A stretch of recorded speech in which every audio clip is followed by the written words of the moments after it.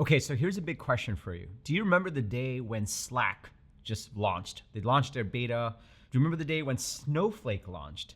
This is one of the most biggest blockbuster IPOs in SaaS history. Just happened just recently. Do you remember when they launched? See, I don't either. Do you remember when Marketo launched? How about HubSpot? Do you remember when Salesforce launched? These are epic SaaS companies, but most of these companies didn't launch the way a lot of founders try to launch their SaaS businesses today. You see, when I talk to founders, I see two distinct ways that they approach launching. And a lot of times, the first time founders, and I made the same mistake, approach it in a very linear way. Whereas the second time founders and the experienced founders approach it in a very multi-threaded way. The thing is, when we think about launching our SaaS businesses, when you're in that idea stage and you're building it out and you're building the product, you're trying to get the features right, we think that there's this giant launch button that you hit and then boom, everything goes crazy and everyone signs up and you're number one on Product Hunt, and then from there you just ride the wave. But the reality is that's not how it works. And we know this as second-time founders and as third-time founders, so we approach it totally differently. Where a Product Hunt launch or a Hacker News launch or an AppSumo launch, and I love those guys, is not really a launch strategy. So in this episode, having been in SaaS, having launched multiple products, having products go nowhere and products be successful, here's what I've learned. And I'm gonna walk you through the 3 core principles that you absolutely need to know to make sure that you actually launch your SaaS business the right way. Intro.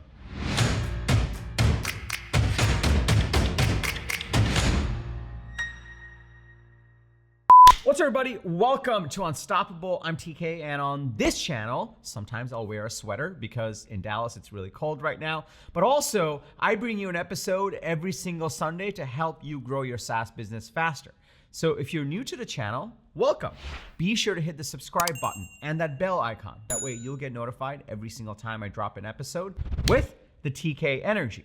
Now, if you're already part of this growing community, which is growing faster and faster than ever before, if you are part of my coaching programs, my people, welcome back. It's really awesome to see you over here.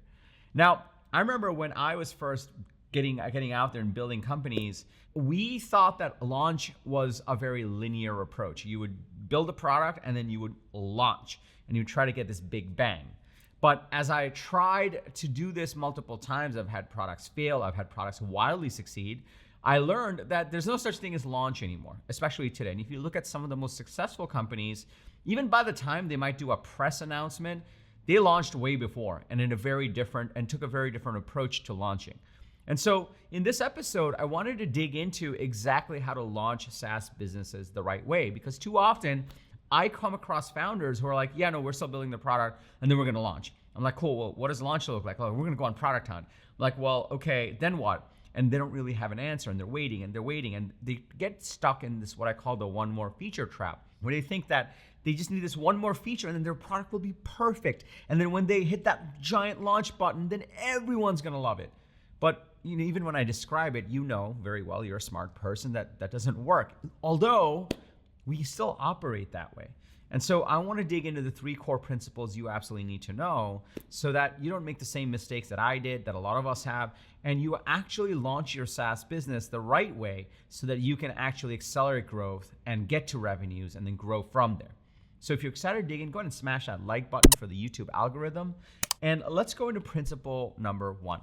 So principle number 1 is, first I want to tell you what not to do. That's principle number 1. Don't do a linear launch. Now here, what is a linear launch? A linear launch is where you essentially have an idea, right? You start with an idea. And then you do a little bit of work on the market to validate it, because everyone does that. We know enough that you shouldn't just build what you think should exist, you should validate it. So you do a little bit of market research. And then you actually get to coding, and then you are coding, and maybe you show it to a couple of friends, and then you code some more, and then you basically say, okay, and then we launch.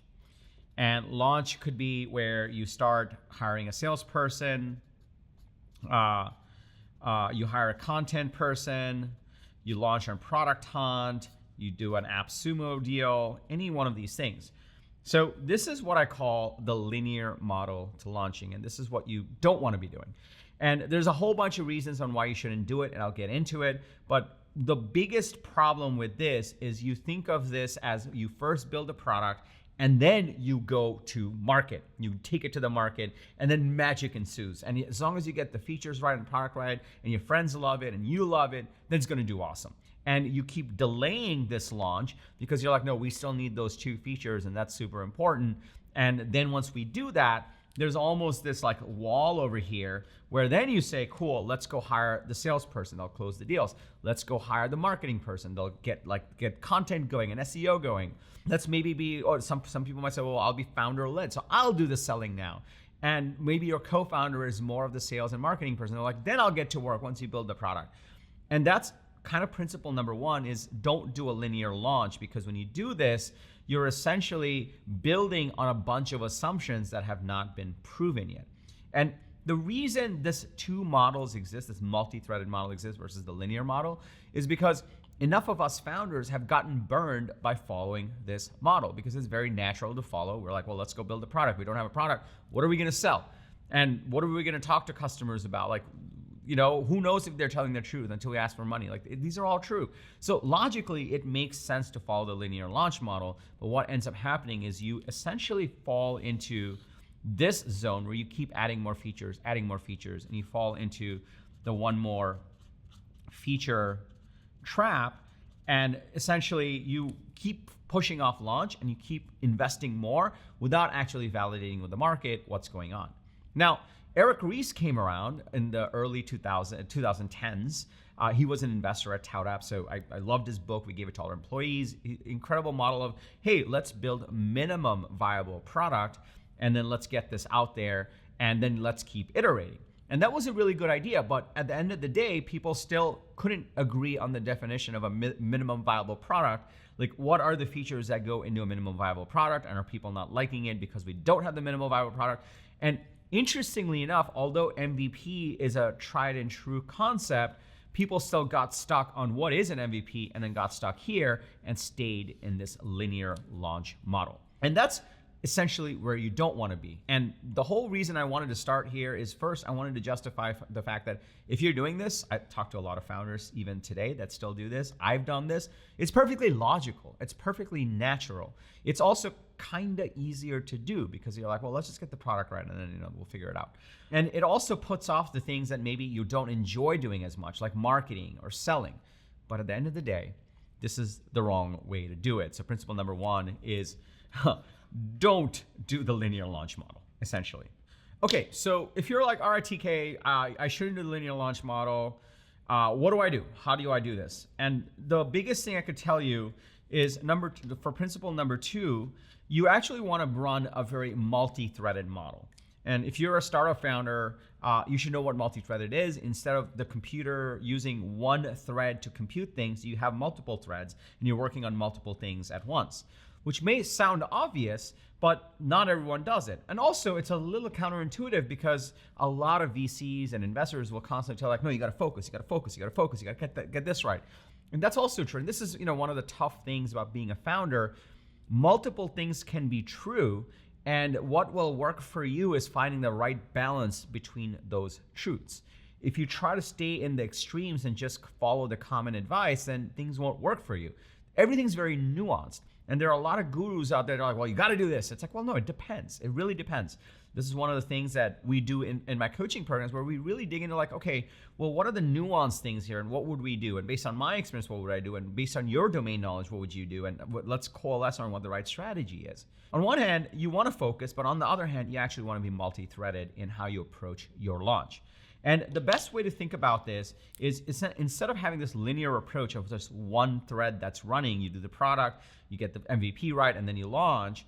What you actually want to do is essentially run 2 threads.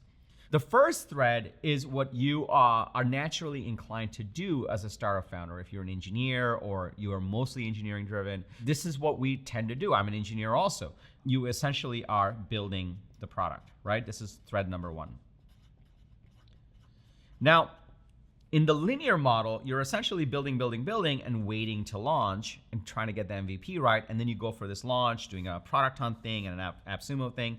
And the biggest problem with this is when you think about mapping out what your user graph or your revenue graph or your active user graph looks like, you essentially stay flat and then you hit this giant spike and then it goes like this again. And then you have to figure out what you need to do next. There are some companies that just blow up, but that's actually very rare.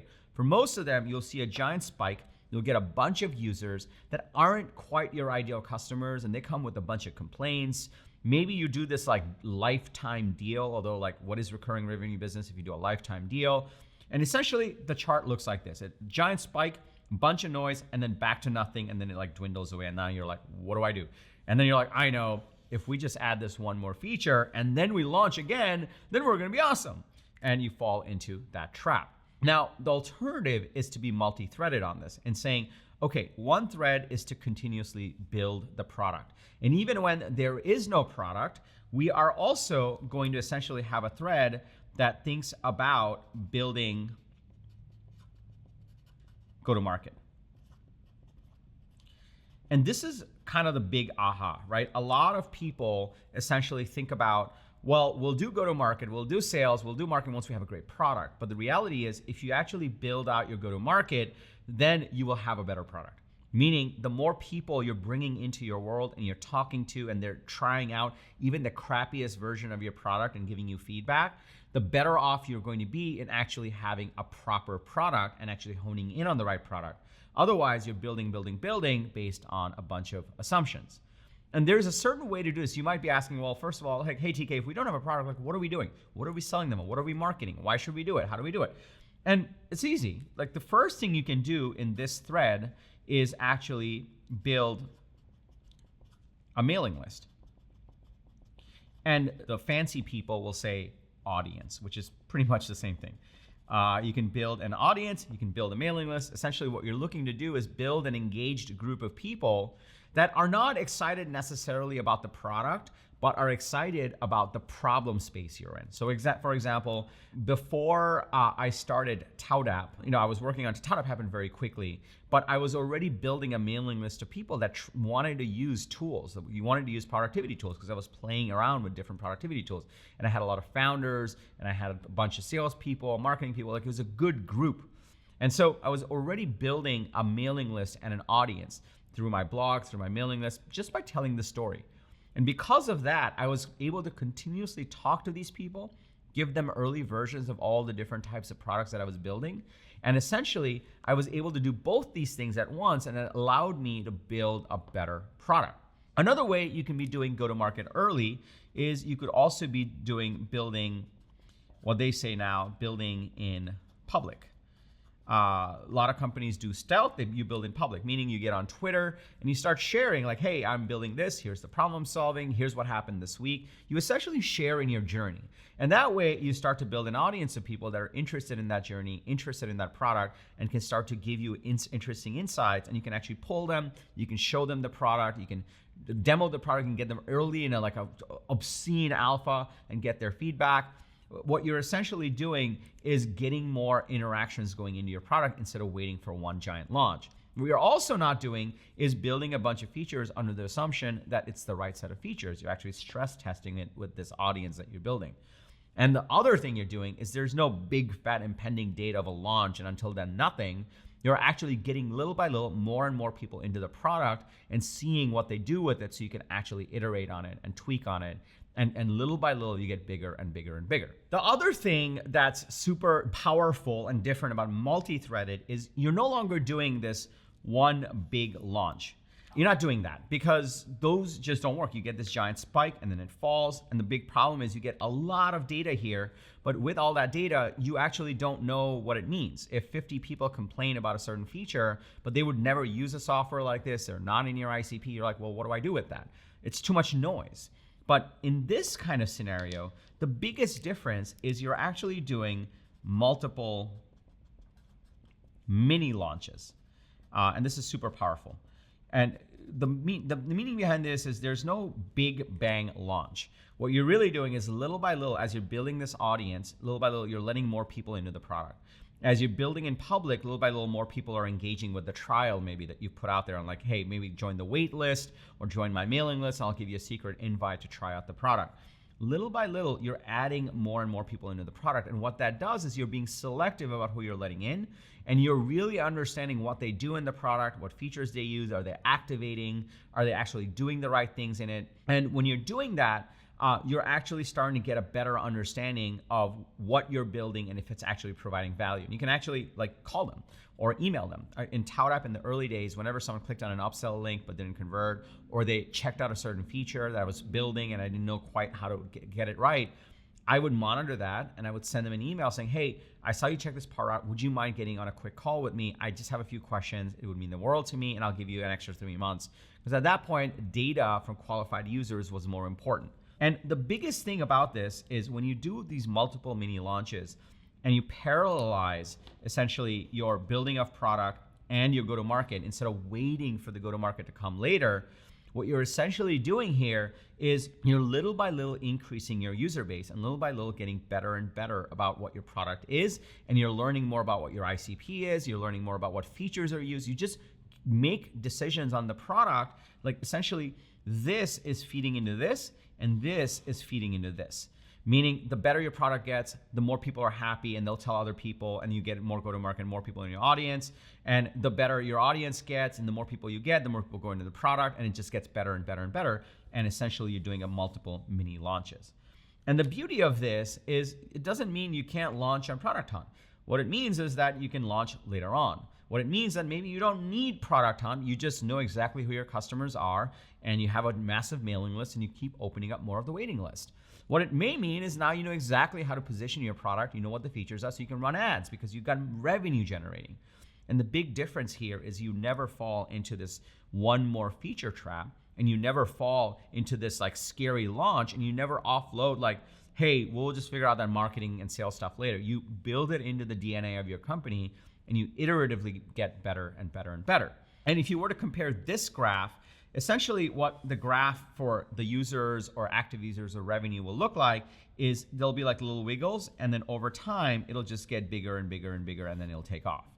And the reason for this is every single mini launch that you're doing will essentially increase your likelihood of success. More users will come in, you'll nail in the features, and even if the product's not fully ready yet, you're giving it as a trial, you're giving it as a 6-month trial maybe, or you may be pre-selling or whatever it may be, people are gonna be more engaged because people love being part of something early and special. And they know it's like almost like special access. And little by little, you're getting them in and you're giving them the white glove service. You're doing all the unscalable things necessary to really understand who these users are, what features they need, how do you solve the problem, what's the most important problem, how much are they saving in terms of money and time so you can know how to price it. All these things come together, and instead of this one giant spike and then a huge drop, which is what happens with this linear strategy, with this multi-thread strategy, you keep building better product and you keep building better go-to-market, and it gets better and better and better and better and better. And this like goes into one of the core mantras that I have on this channel. Like as a startup founder, especially as an early stage one, you essentially have two levers. You're either shipping code or you're closing deals. Shipping code, closing deals. Those are the two levers. And you're able to operate both those levers. In the linear model, you're just shipping code, shipping code, shipping code, and you're not closing any deals, and you don't even know what you're doing.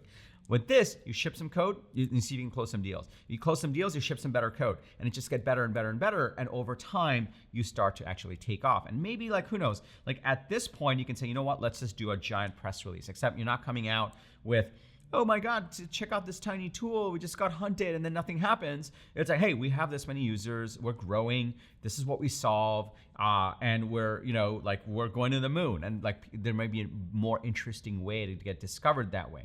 Or maybe you don't need the PR because who cares? You can actually feed the money you're generating into ads, or you can feed the money into outbound, you can feed the money into SEO or better content, or just get your audience to refer more people, and then you can start to grow on that. And then you can raise your next round and then do a press release around that. Now, does that mean you won't do a big launch where you say, we're so excited to launch and I'm so proud? It's like, yeah, but who cares? Who cares about this giant spike of users that you didn't want anyway, with no data and no learnings, and now you don't know what to do except you think you need to build another feature because they're angry users, that's what they are.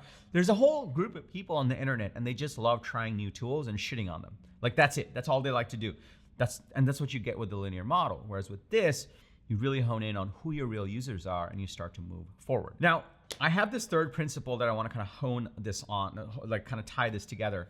But before I do that, let me pause here for a second. Are you starting to see the power in this? Are you starting to see the power of if you do a multi-threaded launch, if you just don't put off go-to-market, you start to do the 2-lever ship code, close deals, you will actually get to a better product and revenues faster, and you'll build the right product, and you'll de-risk it. You start to see the power in this. Can I just get a yes in the comments below? Also, smash that like button for the YouTube algorithm. It really likes it when you do that. Also, I have a 5-point SaaS growth strategy guide. It's completely free. If you're in this stage where you're figuring out what is my strategy to win, what's my market, my ICP, all that stuff, go to getunstoppable.com/strategy. I'll link to it below. But let's go to principle number 3. This multi-threaded launch is actually the strategy that is behind a lot of the popular things, but people do them without doing them right because they don't understand the principles behind it, but now you do. The popular things is principle number 3. The popular things right now is building in public. Essentially, that's what a multi-threaded launch is. You're building in public, meaning you're getting your go-to-market, getting the word out while you're building the product instead of waiting, right? Another macro trend is community first, right? Community first businesses, where you build a community first and then you build the product. And that's what multi-threaded is. As you're building the product, you build a community, and out of that community comes your first set of users, and that community grows, and then your user grows, and your revenues goes faster. And the last thing is, the other big macro trend is product-led growth. And this is also super interesting because a big function of product-led growth in the early stages is to make the product easy to get into and spread. And what you're essentially doing is, instead of building, you, as early as possible, you get people into the product and get them to spread it. And then you get those users to tell you how to actually build the product instead of doing a giant launch. Giant launch, believe it or not, is more of a traditional marketing model, whereas a product-led model is to just get people into it and see how they do, track those metrics, and kind of iterate from there. And so all these things we talk about that you should do, people kind of do them on the surface level without truly understanding what it really is. And what you're really doing is a multi-threaded launch instead of a linear launch. And so if you're in that early stage, you're in the pre-revenue stage, and you're building out your product, you need to ask yourself, like, am I doing a linear launch or am I doing a multi-threaded launch? Another easy way to say it is, am I putting off my go-to-market, thinking I know best on how to build a product, or am I actually thinking about building the product, shipping code, and also closing deals? I'm building out the go-to-market. Is it harder? Yes. Is it more effective? Absolutely. Are you more likely to fail if you follow the linear launch model? 110%. This is why you see a lot of companies that are stealth, and then they raise millions of dollars, and they build this thing in a dark room, and then you never hear from them again. Whereas the companies that actually build the product and build the go-to-market and keep iterating, and this feeds off of each other, and they track the right metrics, everything comes together really, really, really, really well. So that's what I had for you today. Now, if you're in this stage, now you know exactly how to think about this multi-threaded launch. What you may not know is, well, how should I think about this go-to-market? Like, how do you flesh that out? This is why I have my 5-point SaaS growth strategy guide. It's never too early to flesh out your go-to-market. And so go ahead and download my 5-point SaaS growth strategy guide. It's completely free. Just go to getunstoppable.com/strategy. Getunstoppable.com/strategy. When you download that guide, it's really awesome because it walks you through what are the key pieces you need to think through. Here are the reference videos on my YouTube channel that you should watch, and you can summarize it all in a 1-page template I have for your strategy, and that will help you get started on this second thread. So if you're stuck in this linear launch thread and you're like, I need to get to 2 threads, but how do I kick off the second thread? I already know how to build a product, then just go download that guide. It'll tell you what to do. Just go to getunstoppable.com/strategy. I'll also link to it below. Now, if you got value from this video, please smash that like button for the YouTube algorithm. It loves it when you do that. If you're part of a WhatsApp group, a Slack group, a community of other founders, and they would get value from this video, please share it with them. We put a lot of love into these videos, so it'll mean the world to me and my team.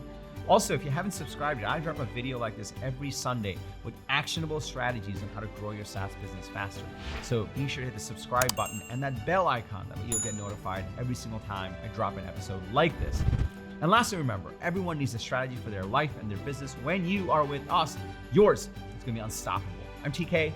I'll see you in the next episode.